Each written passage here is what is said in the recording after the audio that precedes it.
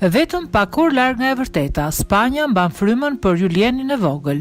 Edhe pak orë në ndaj nga e vërteta nëse voglushi spanjoll Julen ka arritur të mbijetojë. Kërkimet në zonën e Andaluzias ku ndodhi dhe ngjarja e po vijojnë me intensitet dhe e gjithë Spanja po mban frymën. A është gjallë djali i vogël apo jo? Skuadrat e shpëtimit janë tashmë në fund të pjesës vertikale të tunelit ku ka rënë djali dhe tashmë janë afruar shumë vendit ku ndodhet voglushi 2 vjeçar.